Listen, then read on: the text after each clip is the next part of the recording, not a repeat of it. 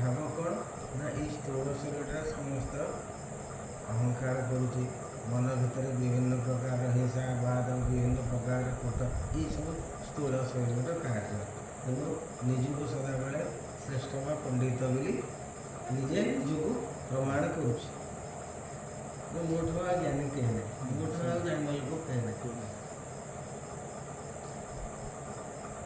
ये पुत्र दराटी मोहर बोलिण करे अंगीकार अभिमाने कर्म करे स्वकर्म बसे दयाधारी कर्म थिले जन्म नाही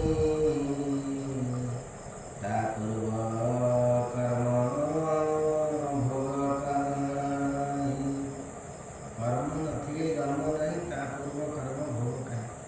जौनठू तुमर कर्म सरीज भाव जे देह मोर सब कर्म करुँच मुझे से निर्विकार परमात्मा अंश आत्मस्वरूप मो देह नुहे मन नुहे बुद्धि नुहे ये सब मुझे मुझे ब्रह्मंकर से अंश मुझे जीवात्मा अहम ब्रह्मात्मा मुझे ब्रह्म। ये चेतना जो मनुष्यर आसीज तार आउ ये संसार चक्र में से पड़ोनी कि जन्म हम तार जन्म से बंद हो। ये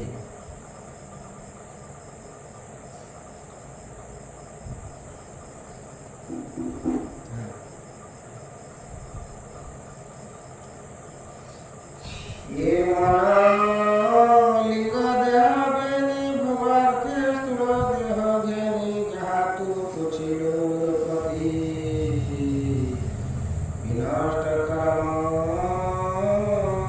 तपति ता फेड़ी कहवा कतोते संशय फेटी वजमन्ते ज्ञान कर्म। ये ज्ञान कर्म भेदे दुई इंद्रिय कर्मादि करई ये पुण्य पापादि विषय करंती मन इंद्रिय जहाँ पाप पुण्य करते ये इंद्रिय मैंने सब कार्य करते मुरला मन तारी निर्देश ये सब काम कर जहाँ पाप करते पुण्य करते आत्मा कौन से कार्य लिप्त नुहति कि आत्मा कौन से कार्य अदिन करते चित्त विषय कर्म जानी नहिले केवा परिमाणी रूप जान चित्त वृत्ति देखाए पूर्व कर्म सिद्धि कर्म नथिले भोग काहि विवेकी बुझन रसायन निगवार बोल कर्म नथिले भोग काहि हम जो कर्म सरी जीव आगे भोग सर ये तुमको मिली केवल खाली भोग करने जो पाप कर्म आम करते जो पुण्य कर्म करी पुण्य करी तुम भल रो पाप करी तुम सदाबले दुखित हो जंत्रण से आम शरीर मिली तेणु शरीर आते मिलने जमी जड़ अवस्था है सब जानते किंतु किसी से आत्मज्ञान सदाबले मारिया नि हाणिया नि जंगी पोड़िया नि क्या किसी कहार ना कि प्रतिवाद कर सब सी समर्पण कर से भाया जो तुम मनोवृत्ति हम ताले तुम जन्म हबार ना कि तुम्हें ये भोग शरीर प्राप्त हम ना से दिव्यपुरी भगवान पुरी वैकुंठपुरी सदाबले थो।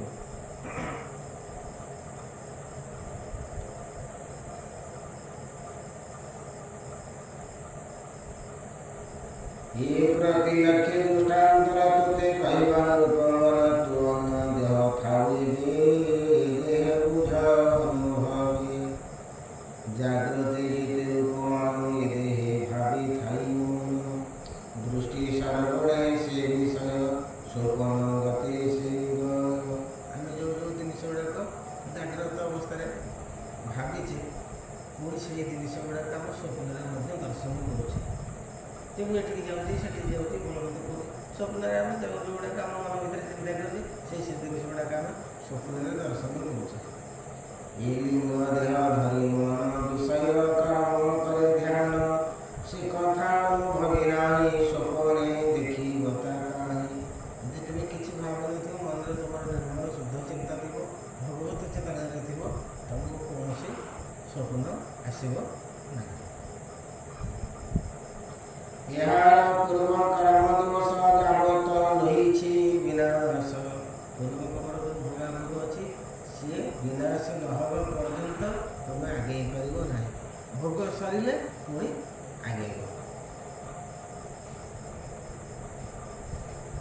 तावन्य देह भोग करे से शुभाशुभता विभागे पूर्व कर्म दोषे जीव जन्मिल भई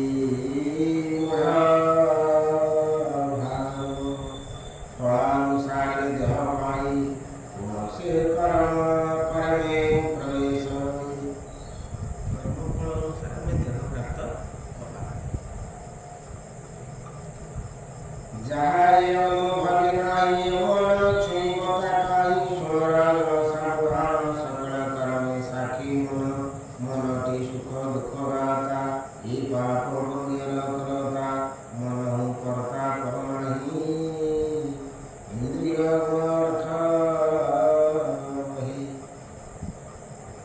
ये देहर कर्ता हूँ मन मन जुआड़े निर्देश करू तुम गोड़ हाथ नाक कान पाक सब से कार्य कर मन इंद्रिय मानकर जेहेतु सी हूँ कर्ता इंद्रिय तो तारी बोले समस्ते तेणु मन हूँ मन आ कहीं ना मन समस्त कार्य शरीर में करुच्ची पूर्व शुभाशुभ कर्म से अनुसारे लभे जन्म केदाता कृपण ईश्वर साधु दुर्जन केवा चोर ये मन कर्म लयते भ्रमई दुख सुखे नीति के दाता होती के कृपण होती के ईश्वर होती के साधु होती के दुर्जन होती के चोर ये सब कर्म ये वर्तमान देह जहाज रूपे देखी करे स्नेहा तावा गत देह देखे ये वर्तमान देही पक्षी वर्तमान जहाँ करू चिंता कर आसंता जनकर मत ये फल सब प्राप्त हम ये कथा चिंता कर सब कर्म करुथिबे से कथा अनुभवी नाही स्वप्न रे केवे बाद सही समुद्र गिरी शिखे करई से मने नक्षत्र आदि ब्रह्मांड दिवसे दृश्य दुर्घटन अपना सिर छेद हुई ये विपरीत से दिखई मिथ्या विलासे भ्रम प्रत्यक्ष करे ताहा मन ये सर्वनिद्रा दोषे जाने देश काल क्रिया प्रमाणे मनर चिंता अनुसार तुम सब स्वप्न देख केत राजा हो केत किए मार दूसरी केत कौन विभिन्न प्रकार दुर्घटना सब एगुड़ा सब स्वप्न आम देखुचे दर्शन करुचे ये सब मनर हूँ कार्य मनरे हंती सबुठूल से सर्वे हंती जानती नीति ये मन विपरीते जे मन कृष्ण पादमूले सत्योनिष्ठारे थाई हो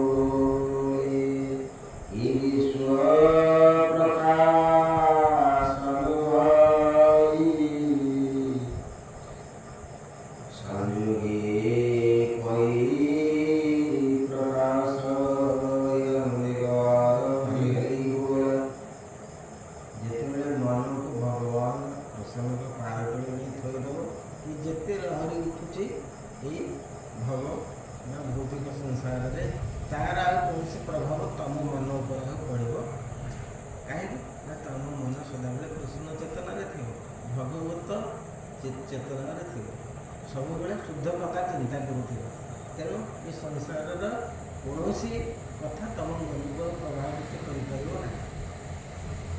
तुमको कौन दुर्घटना जंतु आम जमुना सब देखुचे विभिन्न प्रकार जिन मन उद्वेग हो विभिन्न प्रकार सब स्वप्न बहुत जाए गोटे खराब स्वप्न बाहर देखे से गुड़ाक तुम उपर आसे कि कहीं मन नहीं भगवान को पाद पद्म स्थिर होगा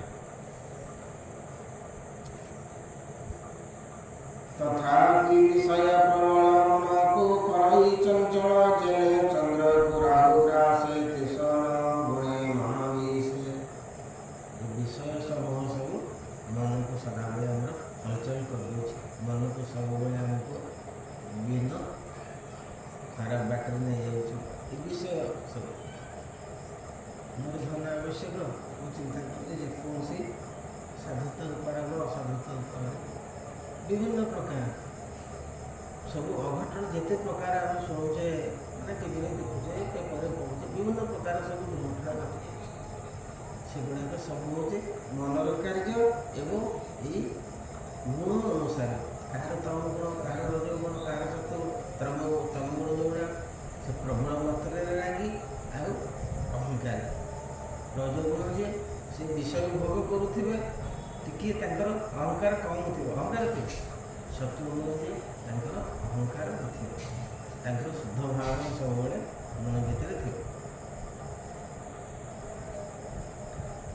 ये गुण समूहनादि जबत अछि मन बुद्धि तावत अहंकार रही जेमते गुण अछि देहे। त्रिगुण देह थिबा पर्यंत ये सब कार्य करिवे। ये प्राण मार्गर संतापे स्वपन मूर्छा रूपतापे ये गुण ज्ञान छाड़ई मृत्यु प्रवर खाइसेई। ये गर्भवासे थिला जेबे बाल्य अवस्था बाजेबे ये लिंग सूक्ष्म रूपे रहे केवल प्रकाशित रहे।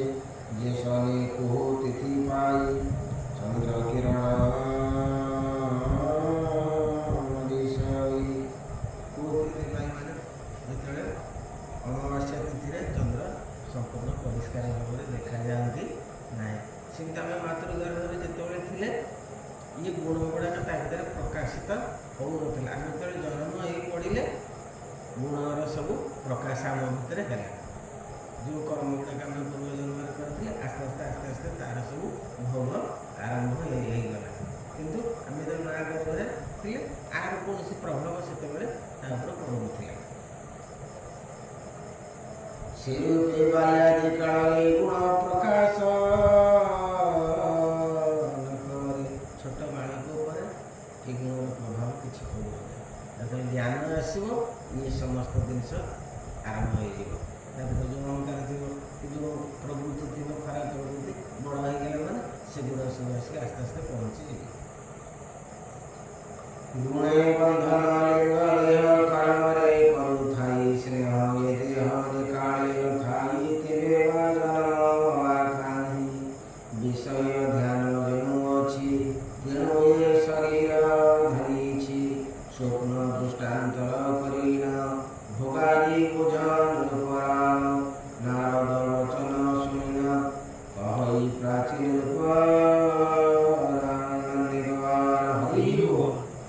ये कथा सब शुणी नारद तो बुझेले। राजा कहे राजा वाच भौमुनिवर तुम्हें सुन जीवर की कह गुण जहा को जीव बोली कह ताहार किबा वर्ण देह। जीव कहले काहाको कहल तार केमिति लक्षण केमिति वर्ण केमिति चिन्ह कौन तो देह से केमिति अछि मध्य बुझेई कह। मुनि बोलंती निरुपमर स्वरूप कहिबा जीवर शब्द आदि मात्रा पंच अपरे की गुण प्रपंच। से जीव जो अच्छी तार ये भौतिक संसार सहित कौ बाटर संपर्क हुए शब्द आदि मात्रा पंच शब्द स्पर्श रूप रस गंध ये पांचटा साहाय्य से समस्त विषय को ग्रहण करे। ये जो पांचटा आमर अच्छी ज्ञान इंद्रिय वो तार हूँ पांचटा विषय माध्यम से समस्त विषय को भोग करे। अपरे त्रिगुण तीन गुण माध्यम सत्वगुण जहाँ थी से सात्विक गुण गुड़िकर कार्य को सब ग्रहण कर तामसिक गुण तामसिक गुण रजगुणी रजगुण को से ग्रहण कर जार जमी गुण ये इंद्रिय मानक माध्यम से भाया कथा को ग्रहण कर संसार। दश इंद्रिय पंच प्राण जीवन बुद्धि सब तेण यह देह कही जावत चेतना लिंग देह कहते स्थूल शरीर भीतर जो सूक्ष्म शरीर अच्छी पांच कर्मेन्द्रिय पांच ज्ञानेन्द्रिय मन बुद्धि या लिंग देह सूक्ष्म शरीर। ତାବତ ଜୀବ ବୋଲି ଜାଣୁ ଯେଣୁ ଏ ଘେନେ ଦେହ ଗୁଣ। ଜୀବର ସ୍ୱଭାବ ହେଉଛି କ'ଣ ନା ଦେହ ଗୁଣ ଗ୍ରହଣ କରିବା ଅର୍ଥ ଏ ଦେହ ମୋର ହେଉଛି ସର୍ବସ୍ୱ। ସେ ଆତ୍ମା ସହିତ କୌଣସି ସମ୍ପର୍କ ରଖେ। ଦେହର ଯାହା ଯାହା ଆବଶ୍ୟକ ଦିନ ରାତି ସେଇ କାର୍ଯ୍ୟକୁ ସେ କରୁଥାଏ, ତାରି ପରିପୂରଣ କରେ, ତାରି ଇଚ୍ଛାକୁ ସେ ସଦାବେଳେ ପୂର୍ଣ୍ଣ କରେ। ତେଣୁ ଆତ୍ମାର କୌଣସି ସମ୍ପର୍କ ତା ଜୀବର ନାହିଁ, ତା କଥା ସିଏ କେବେ ମନେ ପକାଏ ନାହିଁ। ଯେଣୁ ଏ ଘେନେ ଦେହ ଗୁଣ ଦେହାଦି ଛାଡ଼େ ଘେନେ ହି ସୁଖ ସବିନି ବହି। ଯେନେ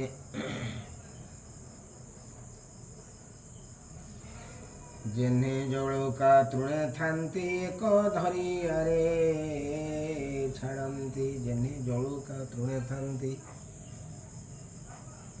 ଏଇ ଯେଉଁ ବର୍ଷା ଋତୁରେ କ'ଣ କରନ୍ତି ନା ଏଇ ଯେଉଁ ଆମର ଜୋକ ଗୁଡ଼ାକ ଜଳକା ତ ଜୋକ ସିଏ କ'ଣ କରନ୍ତି ନା ଗୋଟେ ଇଏରୁ ଛାଡ଼ିବେ ଅନ୍ୟ ଗୋଟେ ଧରିବେ, ଅନ୍ୟ ଗୋଟାକୁ ଛାଡ଼ିବେ ଅନ୍ୟ ଗୋଟେ ଧରିବେ। ତାଙ୍କର ଗତି ହେଉଛି ଏଇଭଳିଆ, ଗୋଟାଏ ତୃଣ ଉପରେ ବସିଥିବ ଅନ୍ୟକୁ ପୁଣି ଧରିଲେ ଆଗ ଗୋଟେ ଆଶ୍ରୟ ନେଲା ପରେ ପଛଟା ଛାଡ଼ିବ, ପଛଟା ଛାଡ଼ିଦେବ, ତାପରେ ଆଗଟା ଧରିଲେ ତାପରେ ଆଉ ଥରେ ପଛଟା ଉଠେଇକି ଆଗ ଧରି ଆଗେ ଛାଡ଼ନ୍ତି।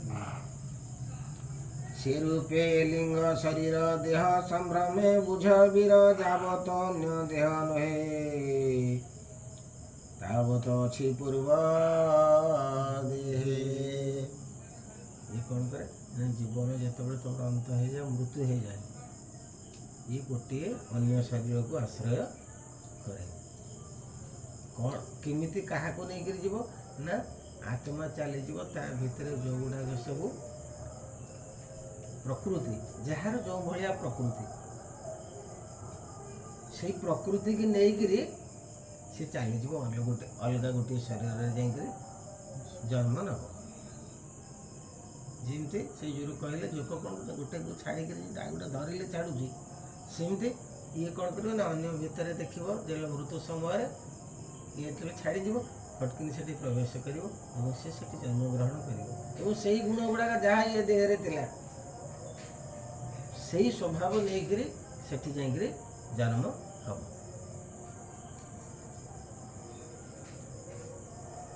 ଆଜି ମୁଁ ସେଠି ଦେଖୁଥିଲି, ମୋବାଇଲ ଦେଖୁଥିଲି, ଭାଇନା କହୁନଥିଲେ ଯୋଉ ଛୋଟ ପିଲାଟି ଭଗବତ ବୋଲି ତା ନା, ଏଡ଼ିକି ପିଲାଟି ମାନେ କୋଉ ଭଳିଆ କେତେ ବଡ଼ ବଡ଼ ଷ୍ଟାର ମାନେ ପଚାରୁଛନ୍ତି ଇଣ୍ଡିଆନ ଆଇଡଲ, କେତେ ବଡ଼ ବଡ଼ ସବୁ ଲୋକ, ତାଙ୍କୁ ବୁଦ୍ଧି ପଢ଼େଇ ଦେଉଛି, ଶ୍ଳୋକ ଦେଇ ଦେଉଛି, ଶ୍ଳୋକ କହିଦେଉଛି ଗୀତାରେ ଏଇ ଅଧ୍ୟାୟରେ ଏଇ ଶ୍ଳୋକ ଅଛି। ଇଏ ସଂସାରଟା ହେଉଛି ଦୁଃଖର ଆଳୟ। ତେଣୁ ତୁମେ ଏଠୁ ମୁକ୍ତି ପାଇବାକୁ ହେଲେ କେବଳ ଭଗବାନଙ୍କ ନାମକୁ ମୋତେ ଆଶ୍ରୟ କରିବାକୁ ପଡ଼ିବ। ଏ ସଂସାରଟା ହେଉଛି ଦୁଃଖର ଆଳୟ। ତେଣୁ ହାଲ ହାଏ ଛାଡ଼ିକିରି ସଦାବେଳେ ଭଗବାନଙ୍କ ନାମ ଉଚ୍ଚାରଣ କର। ବି ତାଙ୍କୁ ସବୁ ମାନେ ବଡ଼ ବଡ଼ ସାକ୍ଷାତକାରରେ ସେମାନେ ସବୁ ତାକୁ ନେଉଛନ୍ତି ବଡ଼ ବଡ଼ ଷ୍ଟେଜକୁ। ଚିନ୍ତା କର 2-3 ବର୍ଷର ପିଲାଟେ ଶ୍ଳୋକ ଯେଉଁ ଭଳିଆ ଉଚ୍ଚାରଣ କରୁଛି, ଯେଉଁ ଭଳିଆ କୀର୍ତ୍ତନ କରୁଛି, ଯେଉଁ ଭଳିଆ ନାମ କୀର୍ତ୍ତନ କରୁଛି, ତ ଦେଖିଲେ ଆଶ୍ଚର୍ଯ୍ୟ ହେଇଯିବ। ସେଗୁଡ଼ିକ ସବୁ କ'ଣ ହେଉଛି ନା ସେ ଏ ଜନ୍ମରେ କିଛି ଶିଖିନି ନା, ଶିଖିଲା କହୁନ, କିନ୍ତୁ ସିଏ ତାର ସେଗୁଡ଼ିକ ଯାହା କରିଛି ପୂର୍ବରୁ ଗୋଟେ ଶୁଦ୍ଧ ଆତ୍ମା ସେ ସେଇଭଳିଆ ଏଠି ଆସିକରି ଜନ୍ମ ହେଇଗଲା। ତେଣୁ ଆମେ ଏଇଥିରୁ ବୁଝୁଛେ ଯେ ଆମେ ଯେଉଁ କର୍ମ ଗୁଡ଼ାକ କରୁଛେ ବାସ୍ତବରେ ଆମେ ପରବର୍ତ୍ତୀ ଦେହରେ ତାକୁ ଭୋଗ କରିବା। ଆଉ ତାକୁ ଆମେ ଦେଖେଇ ପାରିବନି। ଦେଖେଇବାକୁ ହେଲେ ନାରଦଙ୍କ ଭଳିଆ ସେଭଳିଆ ସିଦ୍ଧ ଲୋକ ହେଲେ ସେ ତାଙ୍କ ଯୋଗ ଶକ୍ତି ବଳରେ ଯେମିତି ଦେଖେଇ ଦେଲେ ପ୍ରାଚୀନରେ ଯେ ଜମ ଲୋକ ଦେଖେ ତୋତେ ସେମାନେ ଅପେକ୍ଷାରେ ବସିଛନ୍ତି, ଦେଖେ ତୋତେ କ'ଣ ତୋର ଅବସ୍ଥା ସେଠି ହେଉଛି। ସେମାନେ ସବୁ ଅତି ଊର୍ଦ୍ଧ୍ୱ ସ୍ତରର ଲୋକ। ଆମେ ସେ ଜିନିଷକୁ କିଛି ସେ ଅସମ୍ଭବ କହିନଥିଲେ କି ତା କଥା ଦେଖିବୁ, ପୁଅ କିଏ, ତୋର କିଏ, ତୋର କିଏ, ମୋର କିଏ, ସିଏ ସେ ଶକ୍ତି ପ୍ରାପ୍ତ ହେଉଛନ୍ତି। ତମେ ଚାହିଁଲେ ଦେଖେଇ ଦେବେ, କିନ୍ତୁ ଆମେ ତ କିଛି ନୁହଁ, ଆମେ କହିବାର ଶୂନରେ ଆସି ପଡ଼ିଛେ। ଆମେ ସେ ଜିନିଷକୁ ଆମେ କେବଳ ଏଇଥିରୁ ଯାହା ପ୍ରମାଣ ପାଇବା। ଆମେ ଆଉ ସେ ଜିନିଷ ଯେତିକି ଶୁଣିବା କଥା ଆମେ ଆଉ।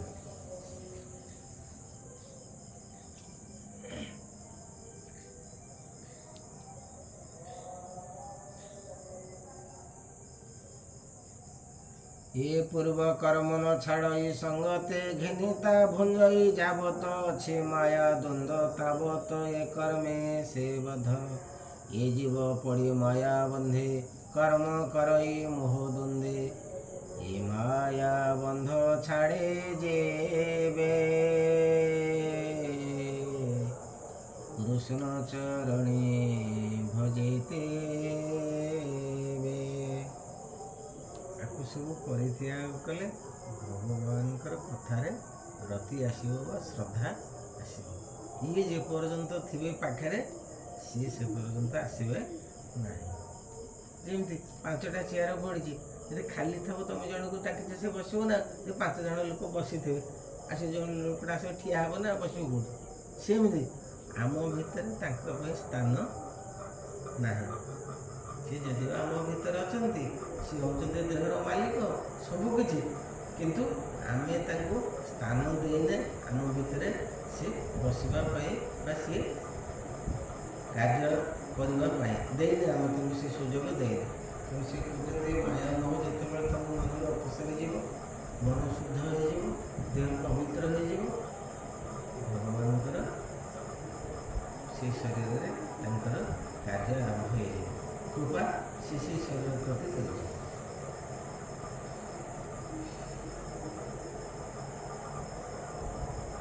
ଏ ମାୟା ବନ୍ଧ ଛାଡ଼େ କୃଷ୍ଣ ଚରଣେ ଭଜିତେ ସକଳ ଘଟେ ଆତ୍ମାରୂପେ ଯେ ହରିଛନ୍ତି ଦେହକୁ ସୃଷ୍ଟି ପାଳନ ସଂହାର ଯାର ତମୁ ଏଭିଆ ତାପଦେ ଭଜିଲେ ମୋକତି ତାବେ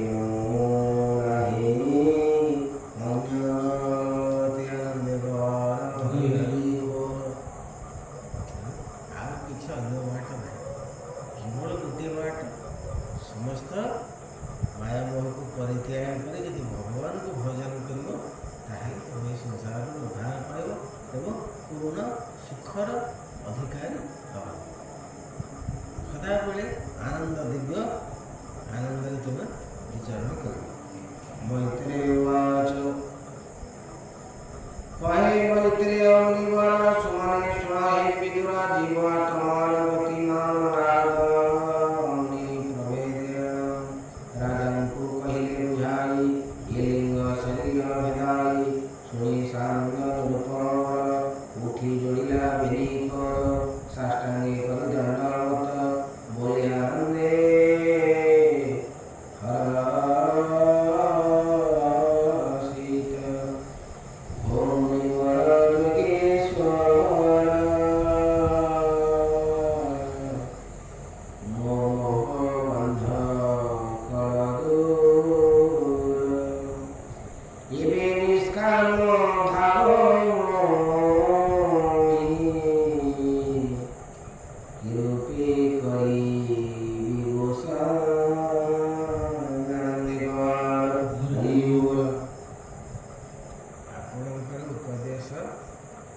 ମୁଁ ଶ୍ରାବଣ କରିଲେ ମୋ ମନର ସମସ୍ତ ସନ୍ଦେହ ଏବଂ ମୋହ ଦୂର ହୋଇଗଲା।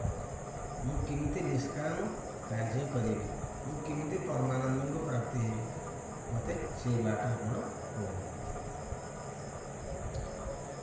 ତୋ ସଙ୍ଗ ଛାଡ଼ିଲେ ଓ ସାଇ ମୋ ମନ ନ ରହିବ କାହିଁ, ଏଥକୁ କହିବା କାରଣ ତୁମେ ସର୍ବଜ୍ଞ ସର୍ବଜାନ। ଏମନ୍ତେ ତାର ବାକି ତୋଷି କହେ ନାରଦ ମହାପୁରୁଷ ଆନନ୍ଦିତ ବାର ହରି ବୋଲ। ନାରଦ କହିଲେ ନିରତି ସାଧୁ ସଙ୍ଗ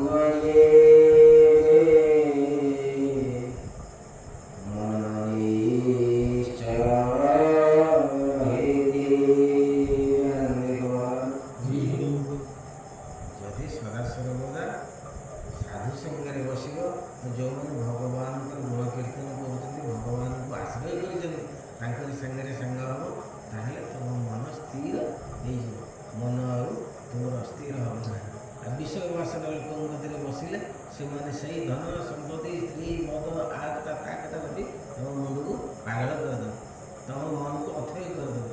ତେଣୁ ସେ ସଙ୍ଗକୁ ପରିତ୍ୟାଗ କରିବ। ପ୍ରଥମ ଚେତନା ଦେଲେ ତାଙ୍କୁ।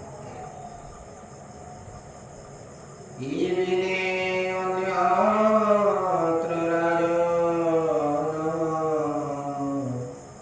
ନ ଦେଖି ମନ ସମାଧାନ।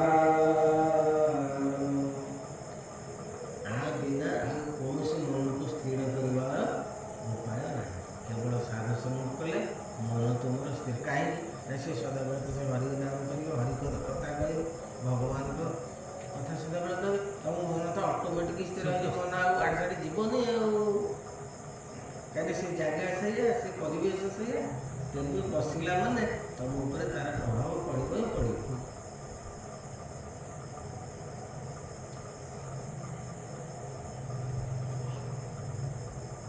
ସେ ସାଧୁ ସଙ୍ଗ ସେବା ଫଳେ ତୁମର ରହିବ ନିଶ୍ଚୟ। ଅପରେ ନାହିଁ ମୋକ୍ଷ ଦେଖି ଶୁଣ ନୃପର। ତା ଶୁଣି ପଚାରେ ନୃପତି କି ରୂପେ ସାଧୁଙ୍କୁ ସେବନ୍ତି। କହ ବିଧାନ ମୁନିବର ଅଳ୍ପେ ସାଧି ମୋକ୍ଷବାର। ହସି ନାରଦ ମହାଋଷି ତାର କିଏ କହନ୍ତି ପ୍ରଦୋଷୀ। କେମିତି ସାଧୁମାନଙ୍କର ସେବା କରିବି ମୋତେ ସେ ଉପାୟ ଆପଣ କହନ୍ତୁ। ଏକାଗ୍ର ଚିତ୍ତେ ତୁ ନିଶ୍ଚୟରେ ବସତୁ ହୃଦୟ ନିର୍ମଳେ। ଯେ ଧର୍ମାଚାର ସାଧୁଜନ ଯେ ଧର୍ମ କରେ ତୁ ରାଜନ। ପ୍ରଥମେ ତୁ ସ୍ନାନ ଶୌଚ ହୋଇ ମନକୁ ସ୍ଥିର କରି ବସିକିରି ସାଧୁ ସନ୍ଥମାନେ ଯେଉଁ କାର୍ଯ୍ୟ କରନ୍ତି ତୁ ସେହି କାର୍ଯ୍ୟରେ ମନୋନିବେଶ କର। ସାଧୁ ସନ୍ଥମାନେ ଯେଉଁ କାର୍ଯ୍ୟ କରନ୍ତି ଆଗ ତୁ ସେହି କାର୍ଯ୍ୟରେ ମନୋନିବେଶ କର, ତୋର ମନ ଆସ୍ତେ ଆସ୍ତେ ସ୍ଥିର ହେଇଯିବ। ସାଧୁଙ୍କ ମୁଖୁ ହରିରସ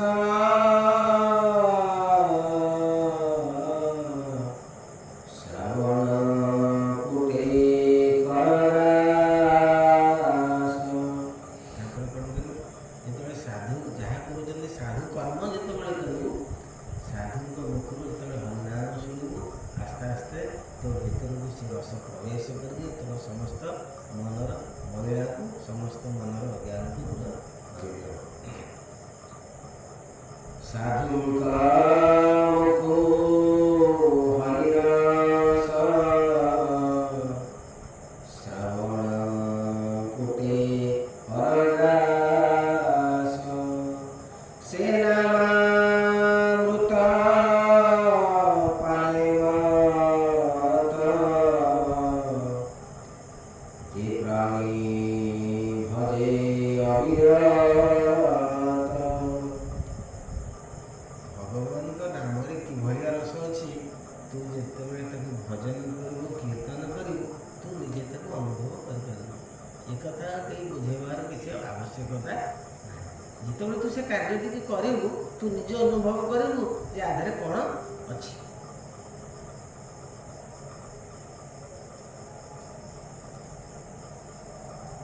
ତାଙ୍କୁ ପ୍ରତୋଷ ସାଧୁ ଜାନେ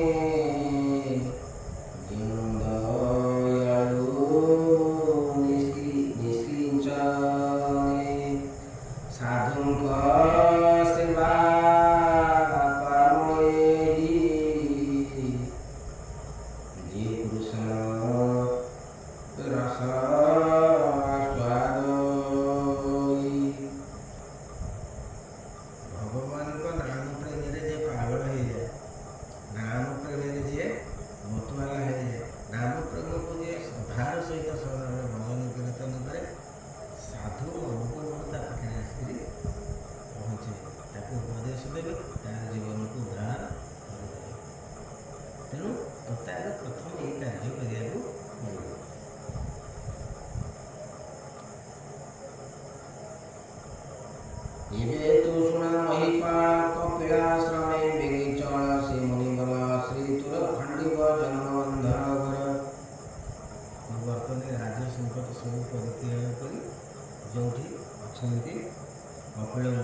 କପିଳ ମୁନିଙ୍କ ଆଶ୍ରମକୁ ଶୀଘ୍ର ତୁ ପଳା ଛାଡ଼ିବ। ସେଠି ପହଞ୍ଚିଗଲେ ତତେ ସବୁ ବାଟ ଦେଖାଯିବ, ସବୁ ସୁବିଧା ତତେ ପ୍ରାପ୍ତ ହେଇଯିବ। ଏଠି ଯେପର୍ଯ୍ୟନ୍ତ ଥିବୁ ଜମା ହବ ନାହିଁ।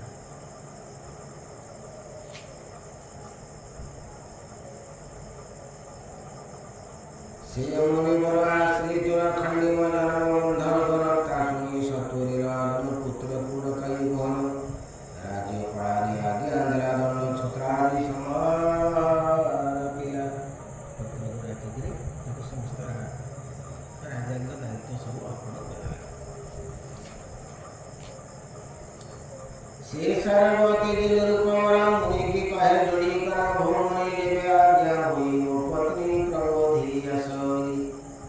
ପୁତ୍ରକୁ ଦେଇଦେଲି ରାଜେନ୍ଦ୍ର ଦାୟିତ୍ୱ, ତେଣୁ ମୁଁ ଟିକେ ଯାଉଛି ମୋ ସ୍ତ୍ରୀକି କହିକିରି ଆସିଲେ ଯିବି ସନ୍ନ୍ୟାସ ହେଇକିରି।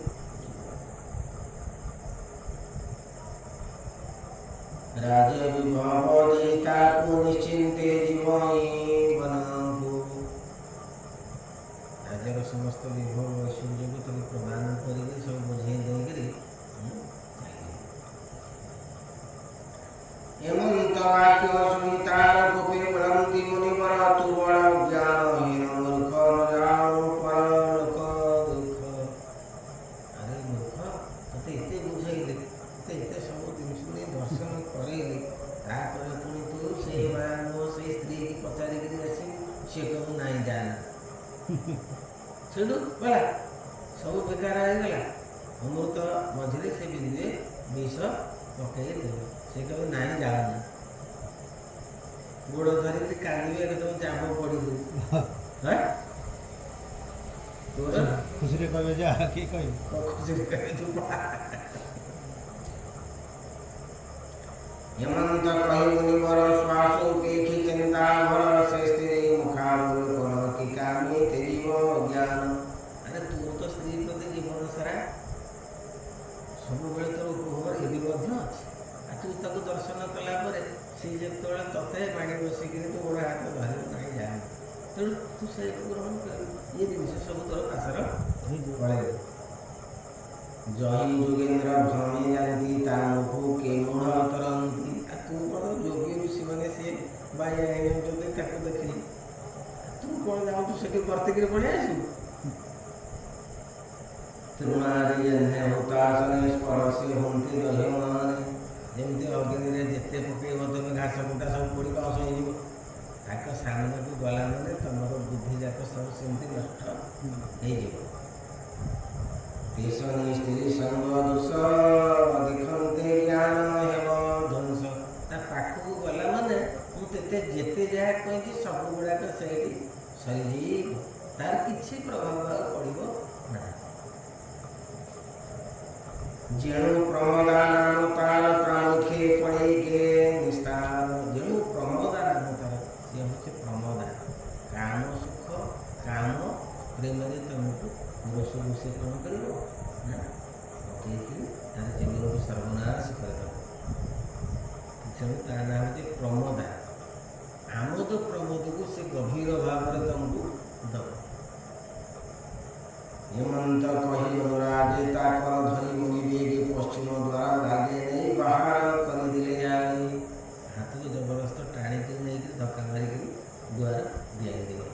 ଆପଣ ଆଉ ସାଡ଼କୁ କେଉଁଠି ଯିବାର ସିଧା ଯା କପିଳଙ୍କ ଆଶ୍ରମକୁ ଯେଉଁ ଜାଗା ବତେଇଲି ଏକ ମୁହାଁଣିରେ ସେଇଠି ଯାଇକି ପହଞ୍ଚିବ।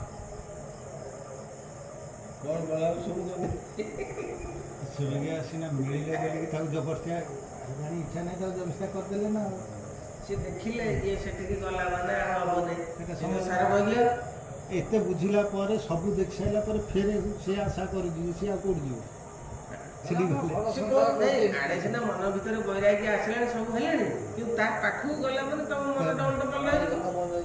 ସେ ଭାବୁଛି ଘର ସଂସାର କରିଛି, ସ୍ତ୍ରୀକି ପଚାରି ଯିବି ନା ଆଗ କଥାରେ ଘର ସଂସାର ଆସେ ଲାଭ ନାହିଁ, ସେଥିରେ ପଶିଗଲେ ଛୋଟ ସେଠି ଗଲା ମାନେ ପୁଣି ସେ ପୂର୍ବ ଜିନିଷ ଧରିବ ଆଉ ଛାଡ଼ିବନି ଆଉ ରହିଲା ଆଉଥରେ କୁଆଡ଼େ ଇଆଡ଼େ ଯାଆନା, ଇଆଡ଼େ କେହି ଦୁନିଆରେ କାହାର ନୁହଁ, ଫେର ସେଠି ସ୍ତ୍ରୀ ଆଉ ଆଇଲା କୋଉଠି ଏତେ ବୁଝିଲା ପରେ ଫେର ଯାଉଛ। ଲାଭ କ'ଣ ହେଲା ସେଇଠି ସ୍ତ୍ରୀ ଆଇଲା କୋଉଠୁ ଆଉ ଆଉ କୋଉଠି ଆଇଲା? ତୋତେ ଯୋଉ ଜ୍ଞାନ ମୁଁ ପ୍ରଦାନ କଲି ସେ ଗୋଟିଏ ଲୋକକୁ ମନ ଭିତରେ କଳ୍ପନାରେ ଦେଖିବୁ, ଆଉ ତୋତେ ଆଉ କିଏ ଦୁନିଆରେ ଆଉ କେହି କିଛି- ଦୃଶ୍ୟ ହେବେନି। କିଏ ଦୋଷୀ ଆଉ ଫେର ଯଦି ପରିବାର ଭାବିଲ ଫେର ଗଲା ଏ ସ୍ତ୍ରୀ କି କଣ ସେଠୁ ଅନ୍ୟ ସବୁ ଅନ୍ୟ ରାଣୀମାନେ ଅନ୍ୟ ସଖୀମାନେ ଆସି ପହଞ୍ଚିବେ, ରାଜା ପ୍ରଜାମାନେ ସବୁ ଆସି ପହଞ୍ଚିବେ, ହଜାର ହଜାର ଲୋକ ଏକଥା ଶୁଣିବେ ପଳଉଛି ବୋଲିକି ସବୁ ଅଟକେ ଅଟକେଇବେ। ଯିଏକି ଆମେ ଏখানে ଜଣେ ଯେ ତଡ଼ିକିରି ପଳେଇବ, ଆମର ଯିଏ ଅଛନ୍ତି ଏ ଭଳାକୁ କୁଆଡ଼େ ଯାଉଛନ୍ତି ସମସ୍ତେ ଗୋଡ଼ି ଗୋଡ଼ି ଧରିବା ନା ତାଙ୍କୁ ଆଉ। ଝଗଡ଼ା ଆଉ ସହଜ ଛାଡ଼ିଦେବା। ସବୁ ଇଏ କରୁନାହାନ୍ତି କ'ଣ ଗୋଟେ କଥା ହେଇଯିବି ଘରେ ରୁହ। ଏଠି ତ ଏତେ ନୁହଁ, ଗାଁ ଗହଳିରେ ଟିକେ ହେଇକି କିଏ ହେଲେ ତାକୁ ଚାରିଆଡ଼ୁ ମାଡ଼ି ଚାରିଆଡ଼ୁ ମାଡ଼ି ବୁଲିବେ, ତା ମତେ ପଛେ ବୁଲିବେ। ଆପଣ କ'ଣ ଛାଡ଼ିଦେବେ? କିଏ ଛାଡ଼ିଦେବେ ଆଁ? ଏ ସ୍ତ୍ରୀ ପିଲା କେବେ ଦେଖନ୍ତି ଆମ କଥା ମାନୁନାହାନ୍ତି, ପଳଉଛନ୍ତି ତ ଧର ସମସ୍ତେ ଧର ଦୁନିଆ ହାରା କରିବା ତାର ବଦନାମ ସବୁ ମାଡ଼ିକି ଏ ବଦଳେଇ ଏ ବିଡ଼ିକିରି ଆଣିବେ। କିଛି କହିବନି, ଯାହା ବାଟେ ସେ ପଳଉ। ଏ ମାୟା ଭାରି ଝାମଲା, ଏ ମାୟା ତୁଟିବାଟା ଦକ୍ଷିଣେ ନିଜ ଲୋକେ ଗଲେ ବ୍ରହ୍ମାଙ୍କ ଛାମୁରେ ମିଳିଲେ। ବାହାର କରିଦେଇକିରି ଅପେକ୍ଷା ଆସି ପଠାଇଲେ, ସେ ସ୍ୱର୍ଗଲୋକକୁ ଚାଲିଗଲେ, ବ୍ରହ୍ମାଙ୍କ ପାଖକୁ ଚାଲିଗଲେ ନାରାୟଣ। ସେ ଯେ ପ୍ରାଚୀନ ନିରୁପମର ମୁନିଙ୍କ ଭଳି ଛନ ତୁର ପ୍ରବେଶ କପିଳାସ ଗମିଲା ପଥ ପ୍ରଦର୍ଶନ ଚାଲିଛନ୍ତି କପିଳାସ ଆଶ୍ରମରେ ପହଞ୍ଚିଲେ ରାଜା।